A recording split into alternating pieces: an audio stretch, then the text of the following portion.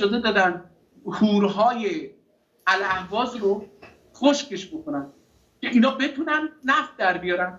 اومدن برای اینکه تنها اورانیوم نیستش، تنها لیتیوم نیستش، تنها اینجا دریاچه ارومیه میلیون ها سال تمامی، ببینید به اندازه 5 برابر بزرگی لبنان یا آبریز دریاچه ارومیه هست.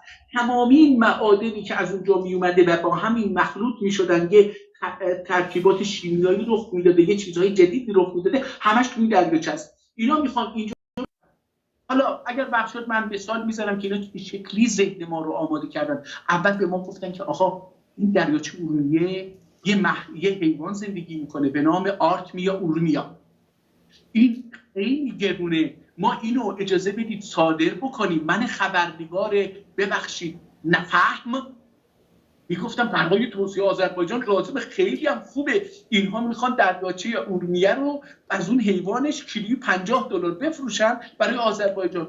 آذربایجان $1 از این آرتمیا نگرفت، بعد اومدن خشکش کردن، بعد حالا دارن چیزای دیگر از اون برن. بله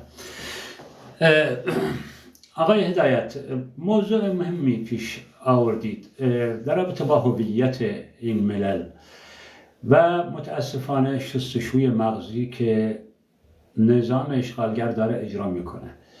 ضمن اینکه ما حوادث زیادی در این سرزمین‌های اشغالی داریم میبینیم و سیاست نظام، مثلا در رابطه با همین که جناب علی اشاره کردید قسمت مسئله صحبت کردن، مسئله فرهنگیشون، و ما شاهد بودیم خیلی از فرزندان ترک و آذربایجان یا الاهواز یا حتی بلوچ و ملل دیگر رسما نظام اشغالگر اعلام کرده که در مدارس حق صحبت کردن این فرزندان این ملل ممنوعه.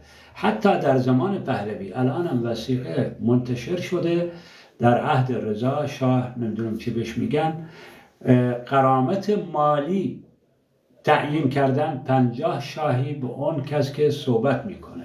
به اضافه ما شاهد بودیم در سنوات اخیر کتابخانه مترجم کتاب‌های ترک آذربایجان یا به لغت ترک در تهران و جاهای دیگه ممنوع کردن بستن. الان در الاهواز قانون صادر شده که هیچ کدوم از شهروندان عرب در ابواب مغازه‌های تجاری، مسکونی، آرایشی، داروخانه‌ها و الی آخر ورزشی حق ندارن از اسم عربی برای این مغازه‌های اماکن تجاری حق استفاده ندارن. و همین موضوع را در ترک آذربایجان، اراضی ترک آذربایجان یا بلوچ و غیره انجام دیدن.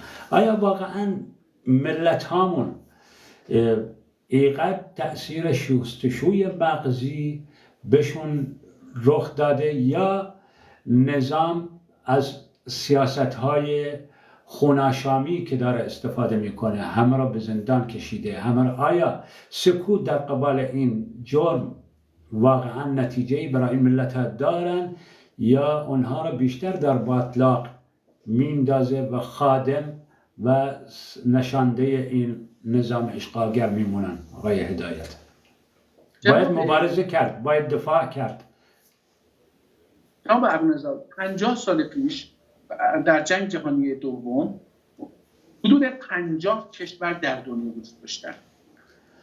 اغلب بعد از اون زمان تا الان این 50 کشور رسیده به 198 تا 200 کشور در سازمان ملل ثبت شده.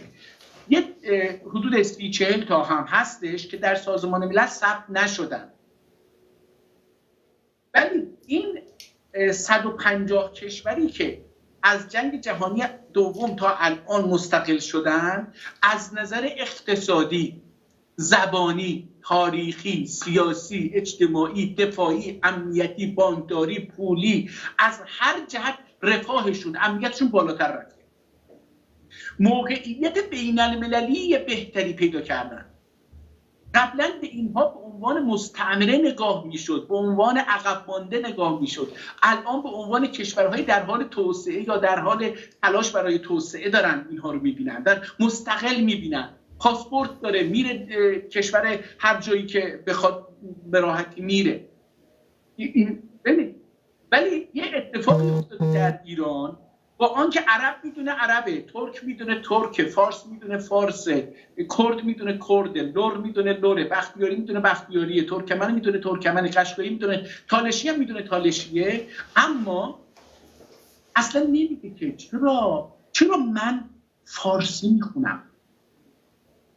ببینید درسته یه تعدادی از هموطنان عرب و ترک و کرد و اینها در زندان هستن به خاطر اینکه میگه من ترکم، من زبانم ممنوعه، اقتصادم ممنوعه، تاریخم، اینها رو میگه، ولی اینها تعدادشون کمه.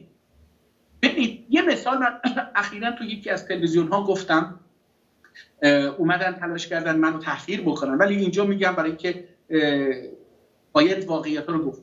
ببینید حماس داره در اسرائیل نزدیک از 3 ماه گذشته داره میجنگه، نزدیک 25,000 نفر کشته شدن، بیش از 54,000 نفر زخمی شده، حدود بیش از 8,000 کودک کشته شده. اما شما ببینید آیا اون فلسطینی ها دست از جنگ برداشتن؟ گفتن که اسرائیل بمب‌های آتش‌زا داره، بمب‌های ویرانگر داره، هواپیما داره، تانک داره، سرباز داره، تو خونه داره، فلان داره، بهمان داره. آیا اینا دست از مبارزه برداشتن؟ نه. برای چی؟ برای اون میفهمه اون یهودی من مسلمونم، اون اسرائیلی من فلسطینیم. حالا آیا شما شنیدید که مثلا در اونجا فلسطینی ها علنا بیان در یه جایی، در مثلا در اینستاگرام، در یوتیوب، در یه جایی یه ویدیو بسازه یا صحبت بکنه یا بنویسه که اسرائیل حق داره، من اسرائیلیم، من عربم ولی اسرائیل حق داره؟ نمی‌بینید این رو.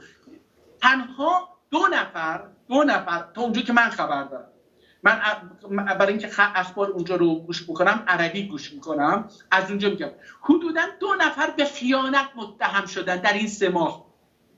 تلاش کردن که راههای ورود به این کانال‌های زیرزمینی رو به اسرائیلی ها مثلا نشون بدن. حالا اینها رو خود فلسطینی ها پیدا کردن، اعدام کردن.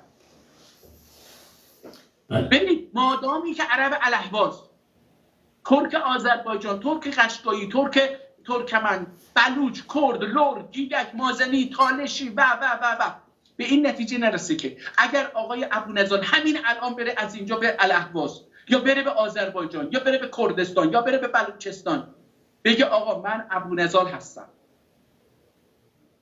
و من از دست فارس ها فرار کردم، فارس رو کشتم، ارتشی، سپاهی، اطلاعاتی، بسیجی فارس رو کشتم، دارم فرار میکنم ولی به خونه شما پناه آوردم. مادامی که اون عرب به شما پناه نده، مادامی که اون نتونه بگه آقا من زنم بچه هم کشته میشن ولی ابونظال رو نمیدم، تحویل نمیدم، اگه این اتفاق فکری نیفته یعنی ما هنوز چی مرسی هستش، ما هنوز تسلیم ذهنی فارسا هستیم، ما باورمون فارسی ایرانیه. ما باید یه روزی ترک به این نتیجه برسه که اگر یک زندانی، ببین الان بدبختی ما در ترکا چیه؟ بگاه این که بیرون از زندان باشیم و مبارزه بکنیم ترجیح میدیم داوطلبانه بریم زندان. یعنی رسمیت میدیم آقا در همه جای دنیا زندانیان سیاسی فرار میکنن. ما در ایران به عنوان زندانی سیاسی، خود منم این کارو کردم، داوطلبانه وقتی مرخصی از زندان به خاطر اون بیماری منو به چیز دادن پا شدم رفتم زندان دوباره. آقا بله من اومدم، لطفا منو ببرید زندان. این مبارزه مدنی نیست، این تسلیمیت مدنیه. مبارزه مدنی اینه که شما فرار میکنید، مبارزه مسلحانه میکنید و تو شهرت قایم میشی، از این خونه به اون خونه غذاتو میدن، امنیتو تامین میکنن، تو رو لوت نمیدن، به دشمن تحویلت نمیدن، زنگ نمیزنن که آقا این تو خونه همسایه است یا تو خونه خودمه. واقعا الان آقای هدایت، البته نظام اشغالگر از خیلی وسایل استفاده میکنه که سعی میکنه صدای ملت هامون خفه کنه، از هر وسیله که دم دستش هست، اقتصادی، اجتماعی، نظامی و حتی فرهنگی.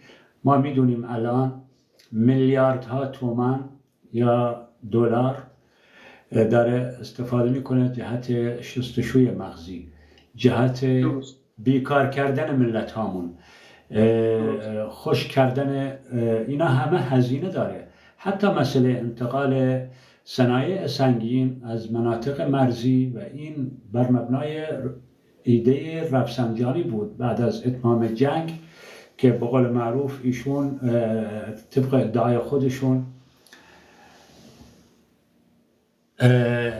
دارن با تماس میگیرن.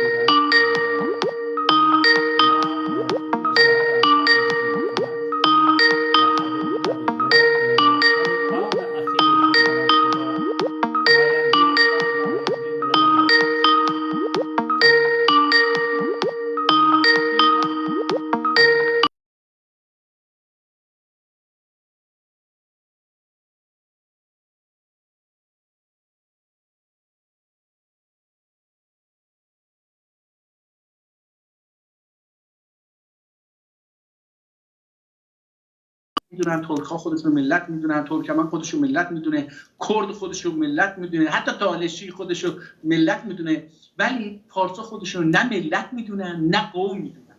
و جالب اینه که عرب ها، ترک ها، همه ملل سرزمینشون رو میدونن کجاست، مرزهاشو، ولی فارسا میگن آقا ما اصلا سرزمین نداریم. بله. نه، ما مستقل خواهیم شد و اون رژیم و اون استعمار از بین خواهد رفت. انشالله. انشالله. پس آینده مللمون انشالله روشنه.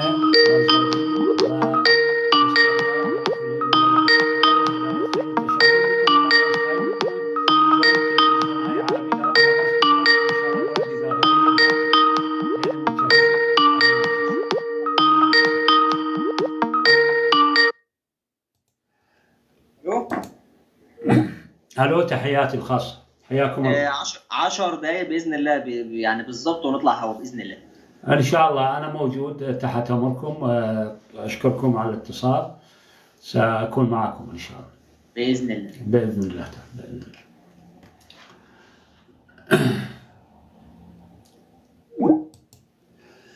حياكم الله، تحياتي لكم جميعا. انا اعتذر من كل المتابعين، طبعا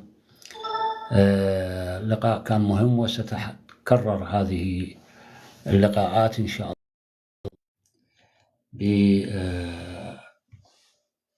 بأخونا وأستاذنا السيد هداية. طبعا معروف لجميع أبناء الأحواز، الأخ هداية هو من الشخصيات المهمة حقيقة، الذي دائما هو مناصر للقضية الأحوازية وأيضا قضية أتراك أذربيجان، وهو قيادي في النشاط الإعلامي والنشاط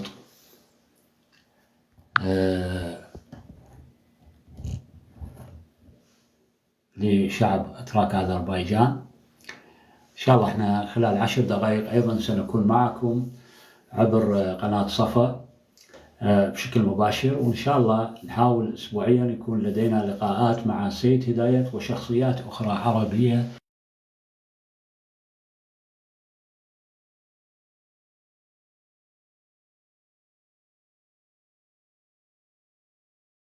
أنا أستودعكم. السلام عليكم.